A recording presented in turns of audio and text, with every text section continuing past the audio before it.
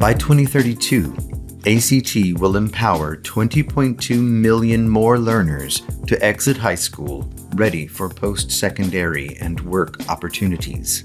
We will concentrate our work around 5 strategic pillars: build, inform, connect, mobilize, and partner.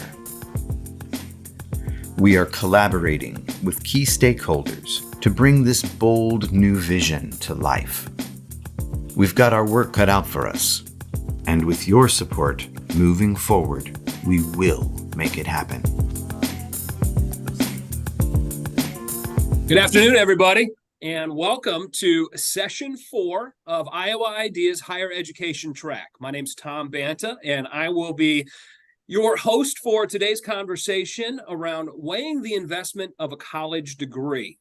And before I turn this over to our panelists for a deeper conversation, I'd be remiss if I don't acknowledge our sponsors, ITC Midwest. Thank you for your sponsorship of the Iowa Ideas event. And thank you to ACT for their sponsorship of our higher education track. Without either of their commitment and investment in this program, this would not be able to take place. So I'm excited today to dive deeper into the topic of weighing the investment of a college degree. And for those of you that referenced your program, it expands on our conversation really around the increase in discussions around apprenticeships and a number of other kind of preparedness activities that are going on throughout the state of Iowa. It's also spurred the conversation to go beyond that and explore what are those pathways to career. There are obviously pathways alongside the traditional college, but there may also be pathways in lieu of. And so we're going to hear from 3 distinguished panelists today that have a perspective and an expertise from a few different areas that they're going to share their thoughts and experiences around how you should evaluate these decisions, what makes sense, and the different pathways that do exist for folks on this journey. So with that, I would like to start with introductions, and I'll turn it over to Mallory to introduce herself. Hi, everyone. My name is Mallory, and I currently serve as the Program Director of a TRIO Student Support Services English as a Second Language program with Kirkwood Community College. If you're not familiar with TRIO programs, they provide holistic educational access and support services to students. My program, we specifically serve 140 actively enrolled students at Kirkwood every single year, and specifically providing them holistic support to be successful in college through their journeys. And I'm also speaking from the perspective of I'm a current college student myself. I'm pursuing a graduate degree, and I am someone who has worked full-time consistently throughout almost my entire college journey. Thanks, Mallory. Jeff. Yeah, thanks, Tom. Hi, everybody. Jeff Weld, I direct our governor's STEM Advisory Council for the last 12 years, and I'll use that lane to frame my perspective on the college environment today. I'm also a faculty member at the University of Northern Iowa, although I haven't taught a class in now 12 years. So I hope they'll someday take me back. Looking forward to the conversation. Thanks, Jeff. Nick. Hi there, I'm Nick Bowman. I'm a professor of higher education and student affairs and director of the Center for Research and Undergraduate Education at the University of Iowa. I'm very happy to be with you all today. Welcome. Thanks, Nick. Well, welcome to all 3 of you guys. And for those of you that aren't familiar with Iowa Ideas, there is a bit of a format to our storyline. So over the next 50, 55 minutes or so, we're really going to try and dive a little bit into the history, give a little level set of this particular issue here. What is the current state here in the state of Iowa with the subject? What is the ideal state? Where are we moving? And what are some of the things that we're doing to move towards that ideal or aspirational state? And then ultimately, how can we as Iowans or concerned citizens be involved and do our part to help move this particular challenge or overcome this particular challenge? So with that said, I'd love to turn it over to our panelists, and maybe I'll start with you, Mallory, for a little bit of history on this subject. What can you offer here from a historical perspective? Yeah, absolutely. From a historical perspective, I think it is really important to situate how the role of a college education really connects to our economy and economic growth in the state of Iowa and also nationally. We have seen historically a growth in the number of students who have pursued education beyond high school education. And also how, but with that being said, I think that it has led us to more of a contemporary conversation around the student debt crisis that we're seeing currently. I mean, historically, we did not see students taking on the debt loads that we're seeing today. And that is a really critical part of this conversation that I'm positive that we're going to have, as well as the just historical challenges that students have faced navigating, balancing just work opportunities with the obligations that they have for school. I'm going to pass it to one of my other panelists before I dig into that, if there's anything that you all want to add first. Thank you, Mallory. Jeff or Nick, anything to add on to that as you set the table here?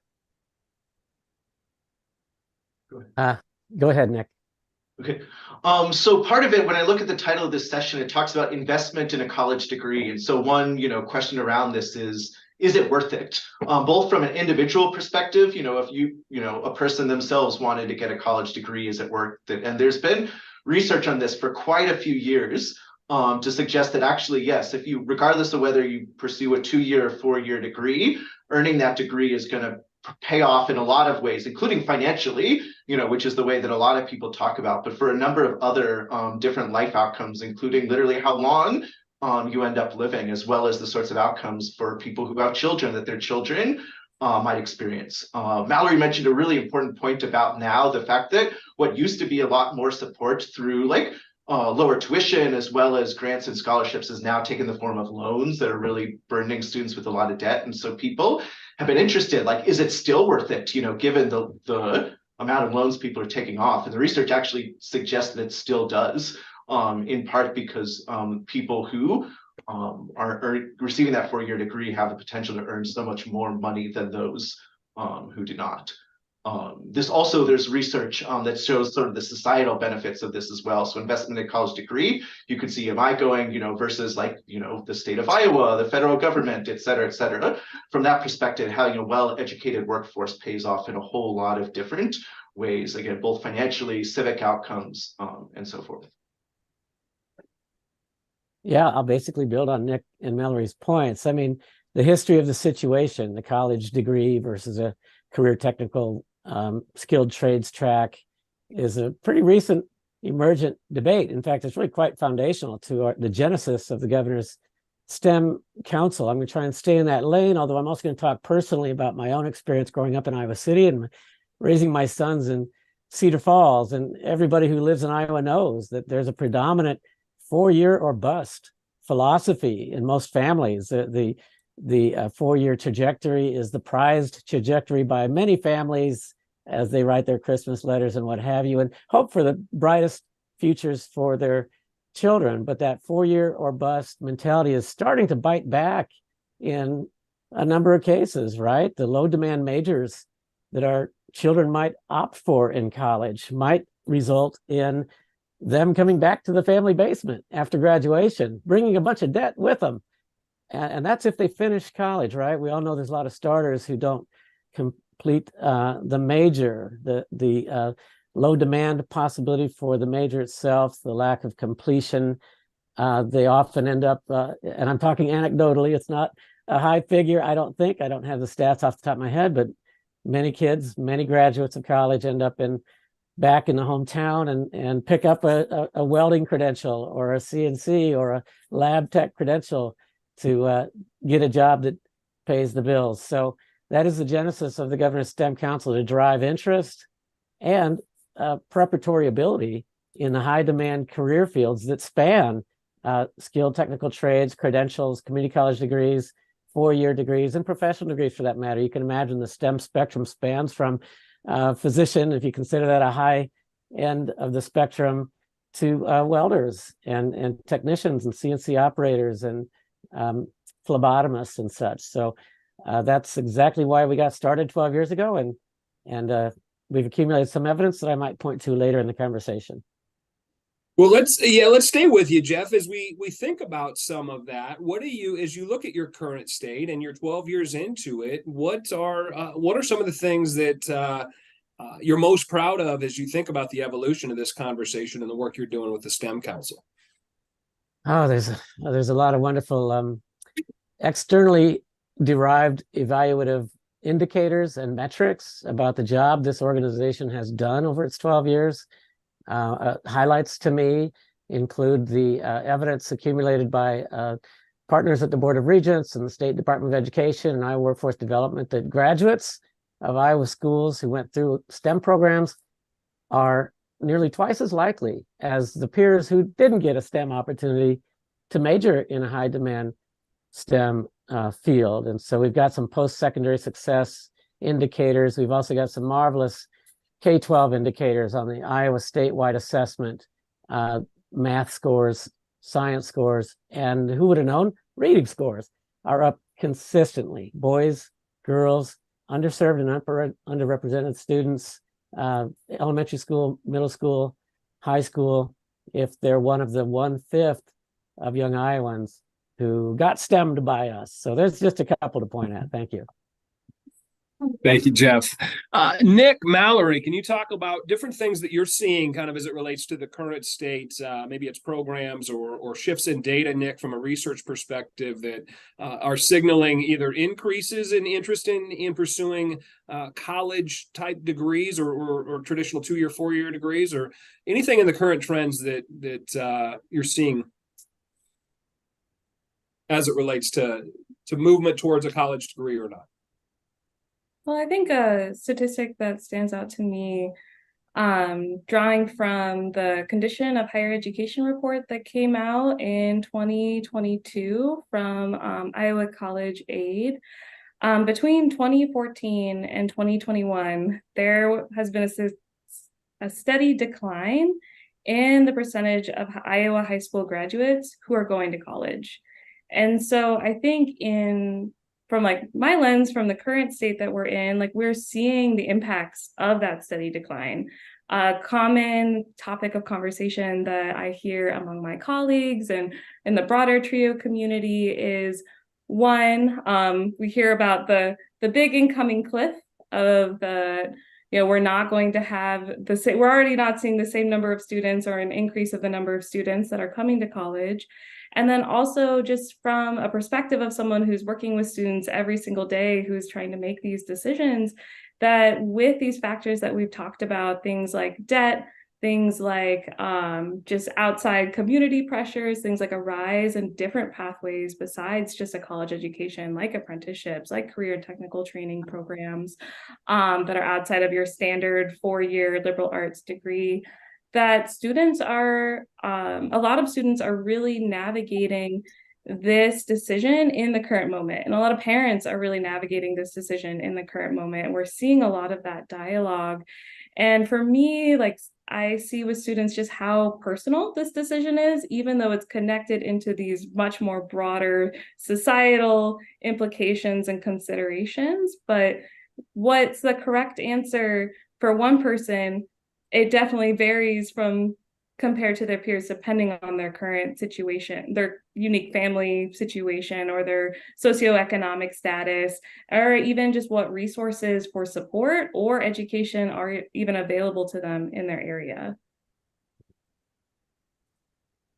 Yeah, so I want to build on a couple things that Mallory said. So first of all, part of the fun, if you look very recently, is, there was this pandemic that we had. I mean, the trends that Mallory talked about also preceded, but some people thought, because there was certainly a dip in college enrollment as a result. Some people thought that it would rebound more than it did because they thought, well, the people who would have gone to college, maybe they're all going to go to college now, in addition to the people who would have gone to college before the pandemic. But we haven't reached, something that approximates that sort of level. So Mallory talked about the cliff that higher education institutions are facing. For some of you may know that basically around the Great Recession, the number of babies that were born went down quite a bit. And so, of course, there are many people going to college who are not traditional age college students or coming right out of high school. But basically that sort of line is tracking to around like 2025, a couple of years from now, where there's expected to be, not just this sort of gradual decline, but a pretty sharp decline for colleges and universities that rely on traditional age students. And so that's something that a lot of people are planning about. planning for and thinking about. Oh yeah, so one thing, because Jeff talked about this idea of like a 4-year or bust sort of philosophy, and I think a lot of people do think that way, and I guess I want to push back against that being a great way to think about, how people should think about this issue, because there are great ways to get great jobs, to get great lives, going to 4-year institutions, to 2-year institutions, apprenticeship programs, all sorts of different career pathways that have the potential to be really beneficial for people and their families. And so I guess I don't want this to be seen as a either or, what's the best way, but what's the best way for this person at this time, with this person also knowing what they know or what they don't know about what direction they might want their career or future life to take, and what they're juggling now to be able to even enroll full time in a degree program that maybe people have too many family responsibilities and that's just not an option. Yeah, you guys both, you all touch on a good point, right? There's certainly factors that contribute to each people's situation that makes it unique, right? It impacts their ability to pursue these various options. We're fortunate to have so many, and a number of them continue to emerge. And so I'd like to even think about, to some degree, we've talked about, each one of you and every one of us can go Google and say the benefits of a college degree, right? And there'll be myriad. Right. And consistently, and there's longitudinal data that supports all of these things, from your ability to lower unemployment, longer term health, wage earnings, all of those things. Right. So there's tons of data and evidence that suggest it makes a lot of sense. I'd like to maybe offer up, are we defining college too narrowly? And maybe you started to touch on that a little bit, Nick. Is it an issue of college is just associated with this 4-year mindset or beyond? Pull that apart a little bit, and why is there such a stigma with college per se, knowing that there are some other pathways, and what are your thoughts on how maybe we reframe that, knowing all the benefits that come with at least traditionally associating education beyond your high school? Happy. Go Go ahead. ahead, Nick. Oh, We're so polite, we Iowans. That's right. Well, let me just quickly take that on. The human nature is to pendulum swing. We know it well in our institutions, in our jobs, in our home lives, etc. And the pendulum swing that we're all witnessing is a wake-up call, certainly, to our colleges and universities, to our 4-year institutions, that society changes need to be reflected in the curriculum of the 4-year degree as well. I mean, the pendulum swing is driven by factors you all have identified. Obviously, tuition and room and board for the college experience is hard to keep up with. And then the ROI on that investment has fallen into question for reasons I've already gone through. It depends on what major people pick, etc. And then it's coupled to this clamor, this cacophony coming out of the business sector, the industry sector, for skilled technical workforce. And if you're a policymaker in Iowa, if you're a state legislator, or if you're a governor, you're hearing this loud argument that the college experience is stretching people financially, and sometimes the outcome is not easily identifiable as an ROI, coupled to all the Collins Aerospace and John Deere and manufacturers in the ear of these legislators saying, I can't find enough welders, CNC operators, network systems controllers, etc. So if you're a policymaker, you do what policymakers do. You implement programs, and Iowa has quite an array of programs that have mushroomed just in the last few years, from apprenticeships, pre-apprenticeships, internships, mentorships, job shadows, work-based learning at the K-12 level. All are a response to that loud bell ring that policymakers are trying to address. But like everything, the pendulum swings hard in that direction. I think we're arguably swinging hard in that direction now at the cost of considerations of all the associated benefits of the 4-year pathway too. So I think the upshot is, let's keep all options open. If you're a young diesel mechanic apprentice at age 17, you are 17.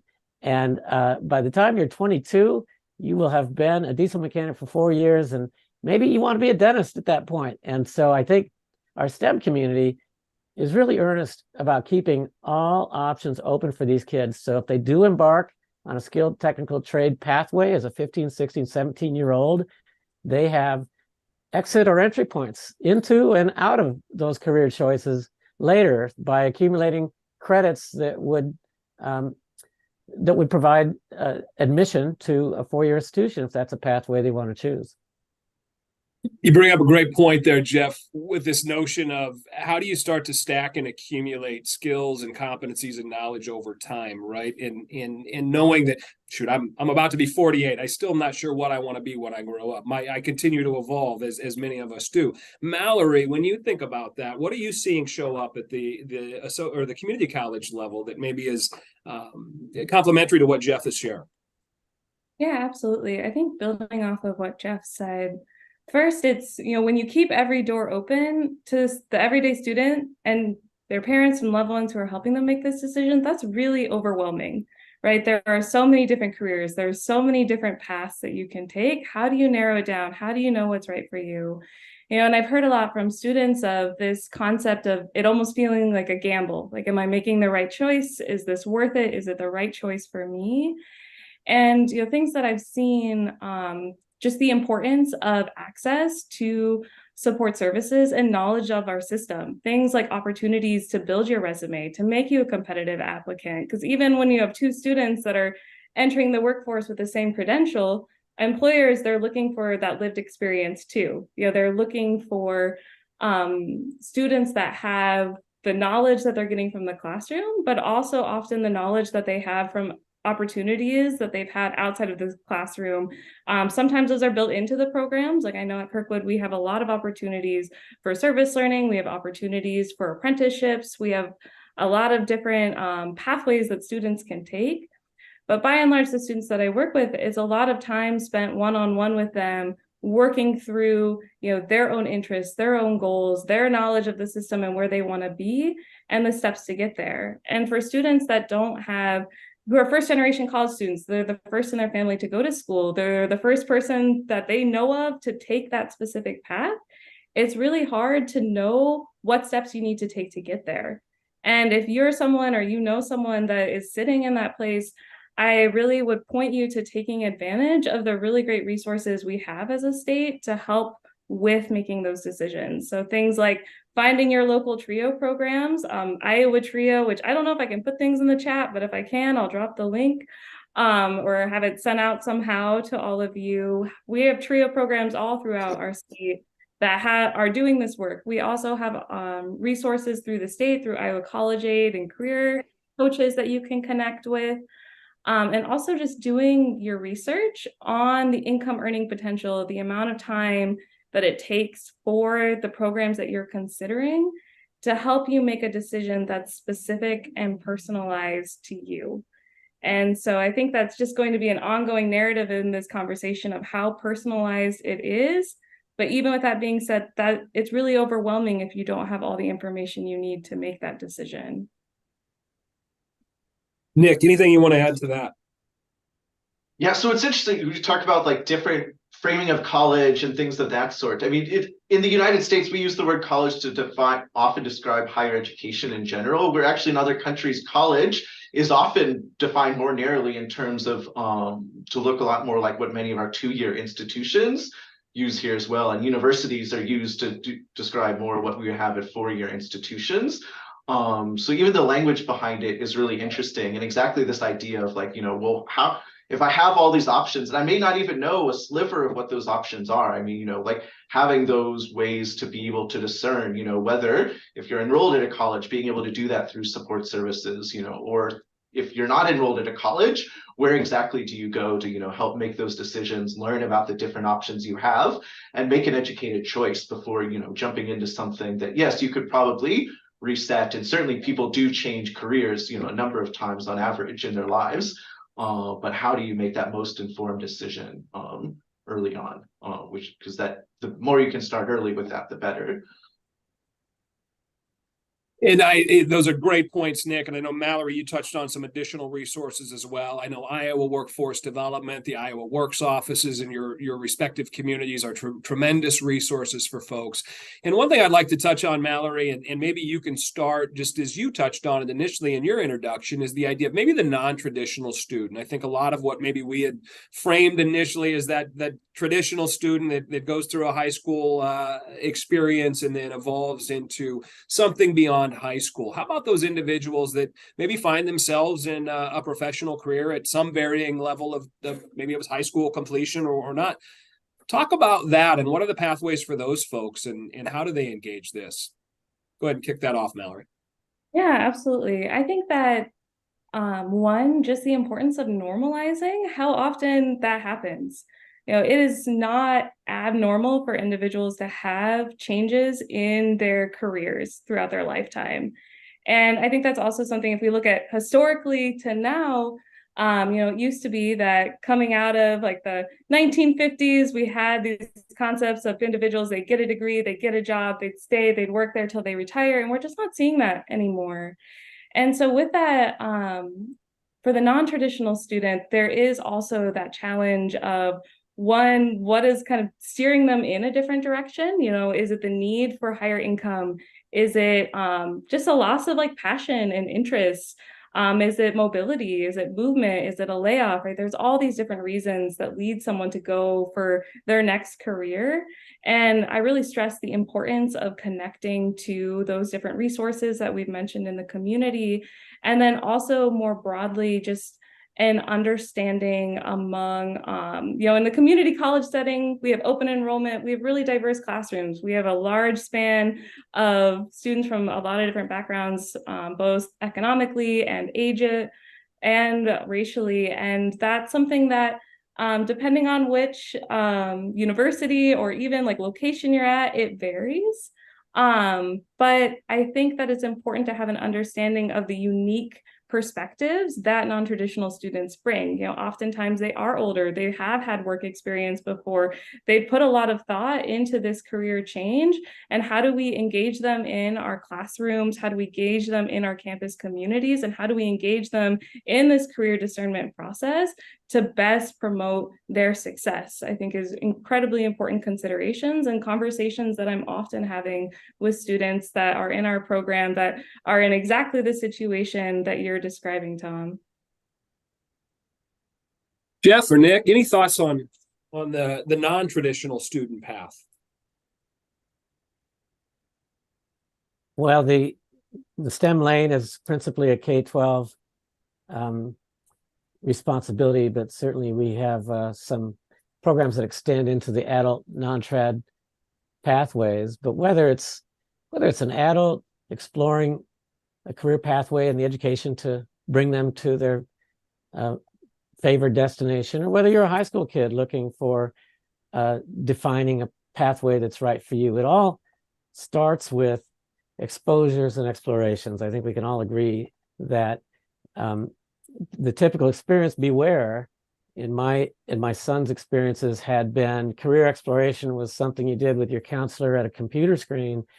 And I think we would all agree, experiential learning is far preferable. We're crazy about a movement in Iowa called work-based learning. It's not just Iowa, it's a global phenomena, but it's more familiar to people when you call it experiential or career-linked learning. But work-based learning is one of those policy remedies that our state legislature has brought forth. They're going to be doing a lot more of it, I think, this coming session in terms of changing some rules and changing some funding streams so that more Iowa kids and exploring adults and families can get educational experiences tied to workplaces for the authenticity and the meaning and the context that it provides. You can learn algebra at a flooring company. You can certainly learn biology working with a veterinarian or at a local county conservation. You can certainly learn physics doing a stint with an amusement park, etc. And so there's going to be some rule proposals, I hope, that we had a hand in developing that permit a bit more flexibility in terms of what we call a classroom and what we call an algebra class or a chemistry class, and how you can earn credits in those fields without just 200 hours of seat time or whatever it is. So work-based learning in fact, I was at Grantwood AEA last Friday. John Spear, the director there, had brought in Christine Bullitt from the Workplace Learning Connection at Kirkwood and others, and we heard from teachers and students who are pioneering this effort of work-related exposures to fields. And one young woman who had just gone through a nursing or some kind of a human life sciences exploratory experience, revealed to us all that she didn't want to go to that field after all. And that's A-okay, right? She learned definitely what she didn't want to do before she spent precious tuition dollars and years of her life heading down a major that wasn't quite right for her. So we're really trying to drive that work-based learning experience for all the kids of Iowa. Right now, it's a small fraction. And I'll close by telling you why. I think viewers and listeners will appreciate and are probably familiar with this. The ability for a school to provide an experiential learning opportunity to kids is tough, and not many kids are getting it because there's very few teachers in Iowa possessing the credential that allows them to award credits for, the algebra kid in a flooring company calculating square footage of tile for somebody's kitchen. There has to be an educator on site or in the school district with a so-called MOC endorsement, multi-occupation credential. Many Iowa districts have maybe one of these people. Some districts don't have any, the smaller schools especially. Large districts like Cedar Rapids probably have several. But you got to have those folks along on the ride. And so to imagine opening the gates to where all the high school kids of Cedar Rapids get an experiential work-based experience, you're going to need a small platoon of educators with that credential, and it doesn't exist now. So we're also looking to change the credentials coursework.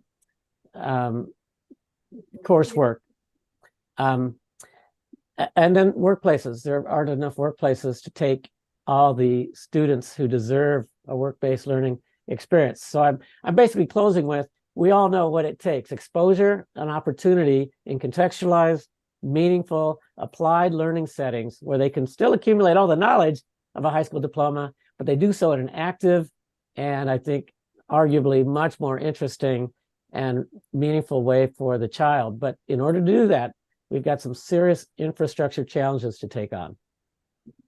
Thanks, Jeff. You touch on a few things there that are of interest. For those of you that are sticking around for sessions tomorrow and others on workforce, obviously workforce remains a challenge for the state and our ability to attract and retrain across a lot of our sectors. So tune into those. But also you touch on the idea of credentialing. And we talked about apprenticeships, and I'd be curious to see both at the four-year institution as well as our two-year institution, are we seeing an increase in credentialing programs and options, whether it be a CDL or a CNA? And what role is credentialing and these micro-credentials, what is that playing in someone's ability to quickly, with a relatively low cost and low investment, earn a credential that, again, we touched on it earlier, could be stacked and still allow them to remain competitive in our current market and do it in a way that hopefully is lower cost and lower time commitment? Thoughts, or what are you seeing in your respective environments? So I want to touch on one thing that Jeff talked about at the end, and then I'll get to some of that as well, because there's actually a lot of research on experiential learning and the benefits of experiential learning. And one really key take-home message, around like the putting it together is like tying that experience to sort of the content, skills, and knowledge that's relevant for it. So you can like go to an amusement park and work at an amusement park and like have an understanding of physics through that, but it doesn't just happen. You need to do that, in very structured, intentional ways. And so this is the one challenge. And I don't know a lot about, the particular policy solutions and things of that sort, but, is this really important issue of like, well, how do we make it so that you can take that knowledge, and tie it to those experiential settings? Because when you do that, the outcomes are wonderful in those circumstances.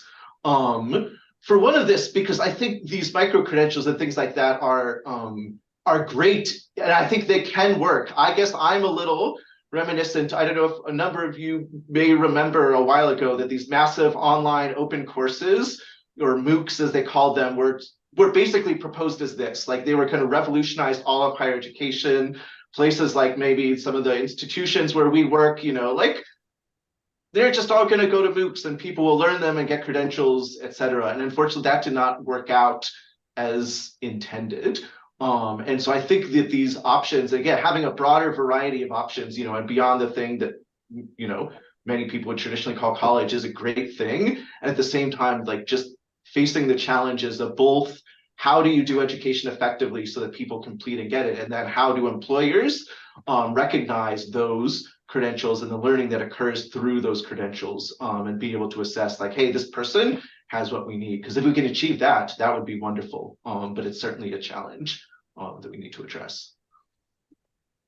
Yeah, Tom, we're absolutely seeing a rise in student interest in micro-credentials, really seeing like among the community of students that I serve and just more general dialogues that I've been part of is also just the concept of being able to get that certification and get to work quickly. And that's something that's on students' minds. And I think something that's important for students to think about, it's not just the money, the cost to go to college, but also the potential loss of income while you're in college.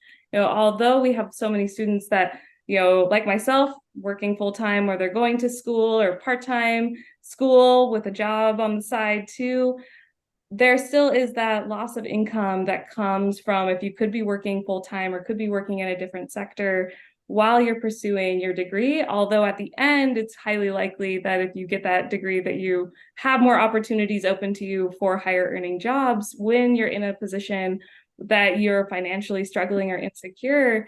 It can be really difficult to prioritize the time and the investment it takes to get that degree completed. So that can be part of contributes to the pressure that students feel to finding these quick solutions and quick ways to credential and get to industry as soon as possible.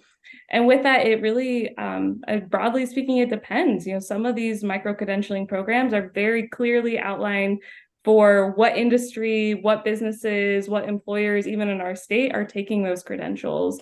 And I think something that we'll continue to see when we look towards the future is our long-term for students that do pick the micro-credential short-term certificate path.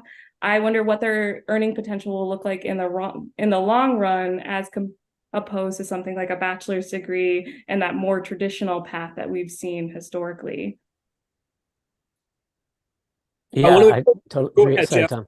No, go right ahead. Go right ahead. Totally agree, Mallory, with that outlook comment there. Credentials wise, I think in the STEM realm, we've been shocked and amazed at the skyrocketing number of participants in credentialing programs. I'll give you two examples. In 2016, our organization had a small hand in launching pre-apprenticeships at 3 different school districts. What were they? Waterloo, Spencer, and Boone. And in 2017, we had a hand in launching the very first high school registered apprenticeship program at Pella High. Today, there's about 150 of those and thousands of kids involved. So 6-7 years, this has mushroomed and ballooned, which paints a picture of the thirst and demand and the energy and the funding that's behind these sorts of programs. One other credential I'll just mention is just an academic accumulation of credits based on competency. It's a movement that we're intrigued by, competency-based education. A few districts in Iowa, Woodbine comes to mind, Van Meter. Grantwood AEA has expertise in establishing competency-based education programs by which students, as the name would imply, acquire credits in coursework based on demonstration of competency, whether or not they sat through a class, but it might have been accumulated again on a work site, and that they and their algebra teacher can sit down and peruse a portfolio that checks the box. You passed algebra 2 or chemistry or what have you. So a different sort of credential movement emerging. Yeah, that's a good point, Jeff. And I'll be curious to see how that continues to evolve. Competency-based learning, education, competency-based hiring is the complement to that, I think, in the work world, right? In companies like when I did workforce in a past role, I was enamored by companies like IBM, who are these global behemoths that have highly technical, highly skilled roles up and down the organization, several 100,000 employees, and they're almost a decade into competency-based hiring. They look at the holistic individual beyond just maybe a traditional college degree and build upon all of those skills. And so increasingly, I think more and more employers, especially in challenging hiring markets, are realizing that we have to evolve beyond some of the traditional assessment tools that we had that maybe narrowed a scope. We need to widen that, especially as our candidate pools get smaller and increasingly more competitive. That said, I want to throw a request out to our audience. We're in our last 15 or so, 20 minutes. Fire up some questions if you have some from this panel. We'd love to go deeper on the areas that are important to you. I'd like to shift our focus a little bit and hear from our panelists. We've touched on a few different programs and resources, but as we think about how you can be involved as an Iowan, whether it be a parent or a resident or a future student, future learner, we'd love to find ways to get you connected to this work. And so I'll ask this group, but Jeff touched on earlier the expansive network that we do have set up throughout our state of intermediaries that are embedded inside of our community college networks. And so for those of you that have not connected with your local community college, whether you have a child or not, I highly encourage that.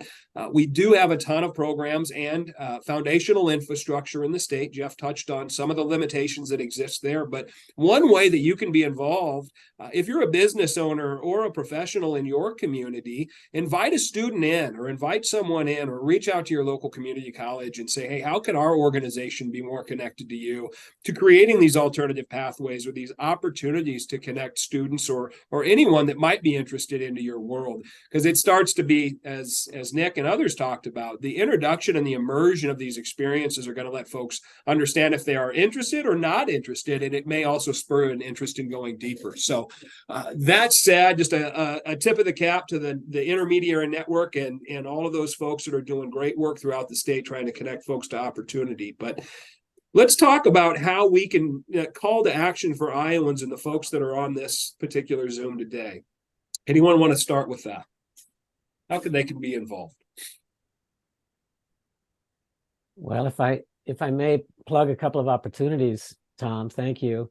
One is when you look at the school experience of a student, K through 12, the opportunities to career explore, again, beyond a computer screen, looking at the sorts of salaries and the sorts of tasks associated with various jobs, getting exploratory opportunities. But another is for our teachers of Iowa, a former high school teacher here in Iowa myself, I know acutely well that most Iowa teachers in the STEM field certainly went K-12 themselves somewhere, and then they arrived at UNI or UI or wherever, and they majored in a science or math field and picked up a teaching endorsement. And from there, they land a job in Decorah or Davenport or Winterset or whatever.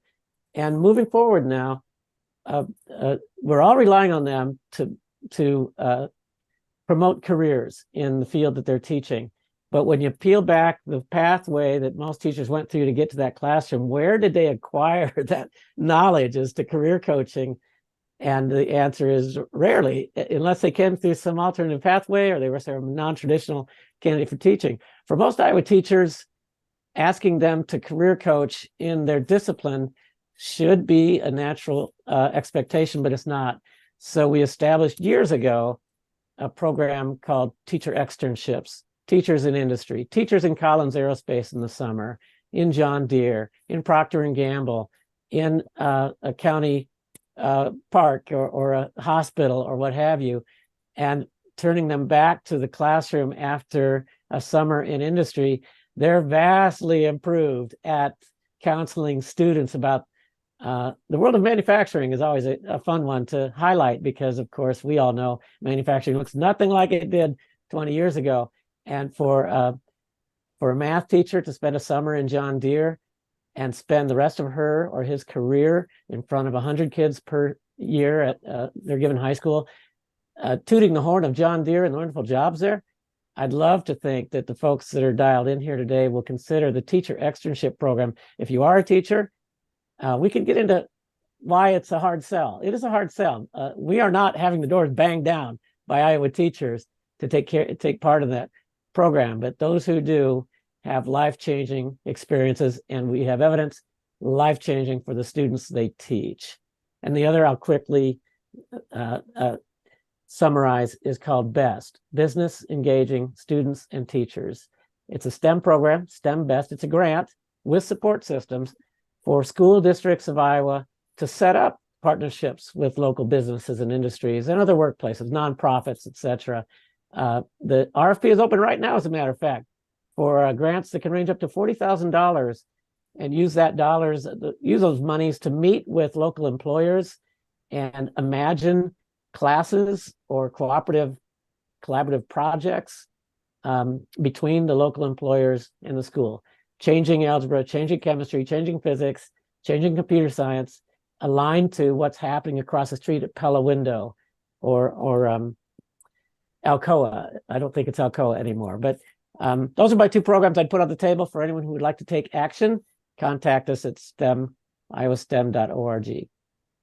Thank you, Jeff. Mallory or Nick?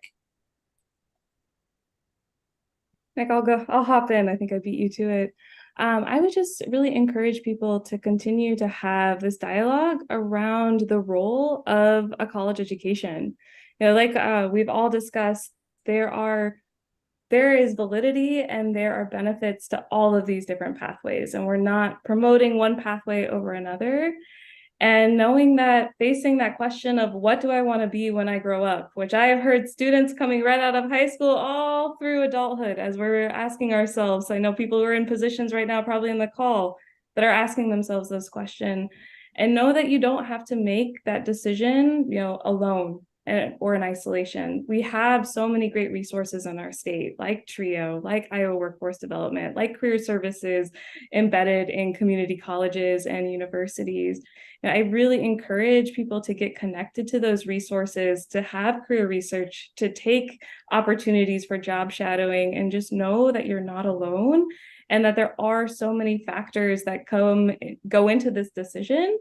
But also more broadly, that I challenge just thinking about what is the purpose of college education. It's economic, it's for jobs, but there's also so many societal benefits that we have as people gain an education, the critical thinking skills, the engagement in our communities. And I really hope that if there's something to take away, it's that continued dialogue about that role and reaching out to each other and to these support networks to help along that path. Thanks, Mallory. Nick, thoughts on this? Mallory said pretty much everything I wanted to say, so thank you for that. I just pulled up the Iowa unemployment rate right now, which is 2.9%. So we're fortunately in an interesting sort of time in which people who want to have a job that is more rewarding, whether financially, for well-being, for lifestyle, etc. It's a great time to do that, because employers apparently are hiring quite a bit at a variety of different levels, and we talked about that particularly in STEM fields. And so also just thinking about having support, again, as Mallory said, for lots of different pathways, and for funding for lots of different pathways for people to help find a path that's right for them and will take them to where they want to be. Yeah, just because you haven't heard about an opportunity, a scholarship, a grant, doesn't mean it's not out there. There really are so many different resources that, in my experience, are just not known about. And that really comes down to who you're connected to and just that importance of tapping in, because it is, there may be opportunities that you're not aware of for support. And if you don't connect and you don't open that door, there may be a loss of that opportunity. So don't limit yourself. Along those lines, Mallory, let's, to this audience, if there's a parent out there, or maybe an individual that's looking to some gain of new skills or don't know where to start, if they wanted to connect to a community college, whether it be Kirkwood in their region or the one in their region, how do you encourage them to start? Where should they start that conversation? You said Kirkwood, so I'm going to hop in first. Yeah. It's as simple as you can Google and call the admissions office. You could walk in through the front door, We have TRIO educational opportunity centers embedded in many of our communities, and I'm going to find a way to get the resource list in TREE so you can call them up. I know the staff there, a big goal of those educational opportunity centers is to help people get started, and being able to meet with someone one-on-one or meeting with a college coach to walk you through step by step. But really, as soon as you get connected to one of these offices, one of these places at a community college, even if it's not the right one, I'm confident that they will get you connected to the right person. So it's just making that first initial connection. So don't be afraid, reach out. Any community college, the door is open and it's a welcoming environment. We mentioned Iowa Workforce Development, Iowa Works offices. Find a local office if you've got one in your area or in your county. Look there. Jeff or Nick, other resources that you can point folks to if they have additional questions or want to go deeper on this.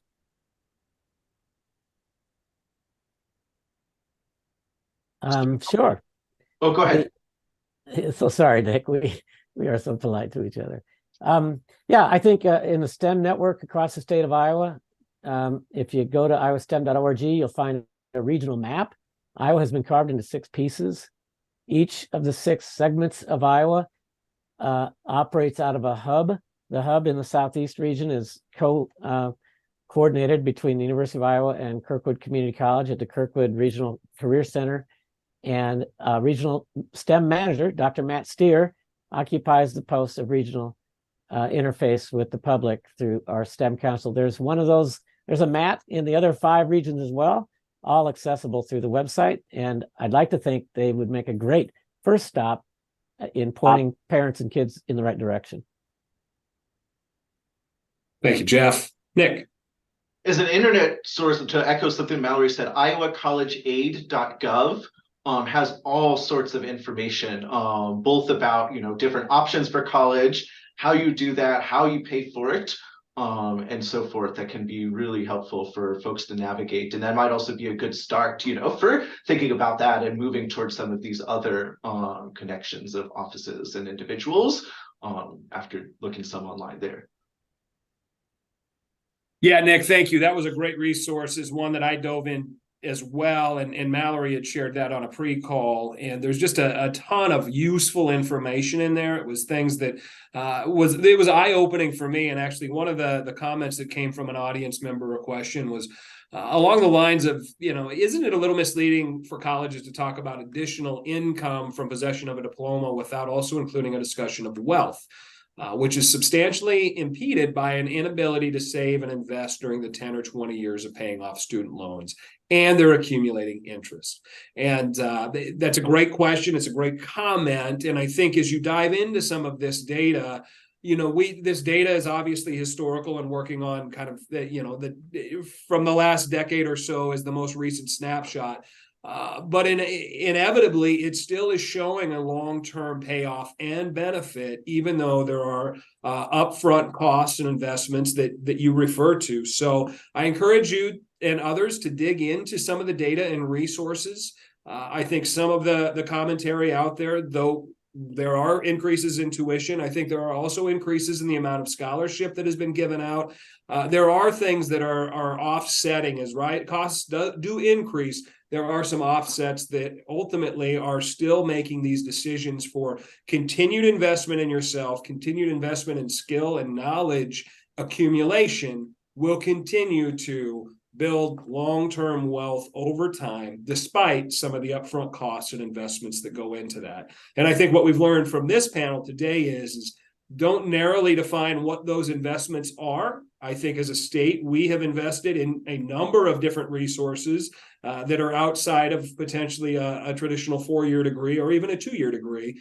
And as I dove into some of that data, I was pleasantly surprised to see that as an average, on a statewide average, Iowa tends to look at an associate's degree or maybe a technical degree at about 14% compared to a 9% average nationally. So there are certain components of this where Iowa certainly has taken full advantage of some of these resources that are offered to us in comparison to the national averages. So understand, as a state, we have a ton of resources, a ton of different pathways. And my encouragement to this group is this audience is to get connected to those local resources, do a little bit of discovery, start to have those conversations, because there are tools and pathways out there. But before we end this session, I want to give each one of you any final comments or parting thoughts for our audience. We've got about 5 minutes left, and I'll let you start, Nick. Actually, would it be? Valerie, go ahead. I just want to speak to that comment briefly. Yeah, go ahead. Because I want to say that that is a really real experience. I'm speaking from the perspective of someone who also has student debt. That I also I definitely understand, and it can be also frustrating hearing this conversation and then being an individual who, right, we see these large trends, but that doesn't mean that's for everyone.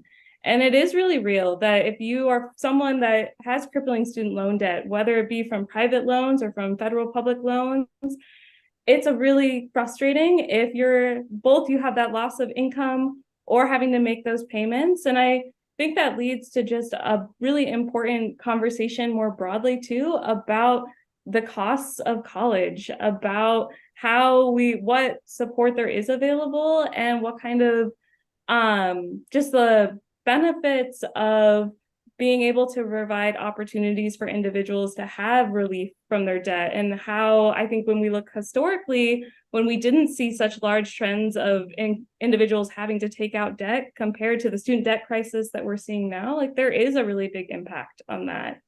And I think that that's why it is so important, for people to find what works personally for them in their situation, but that doesn't eliminate how challenging it can be for individuals that, in order to have these opportunities, did have to take on this debt and because of that, aren't experiencing the same opportunities that the generation before may have had, or seeing themselves kind of like that gamble that I talked about before. Sometimes you do all the things that you think are right and that others have told you, or maybe you've seen others do, but that doesn't necessarily mean that it will pay off for you. And so that is, again, the don't do it alone. And just know that if you are feeling that way, you, as we know, you're not alone in that situation. Thank you, Mallory. Great perspective. Nick?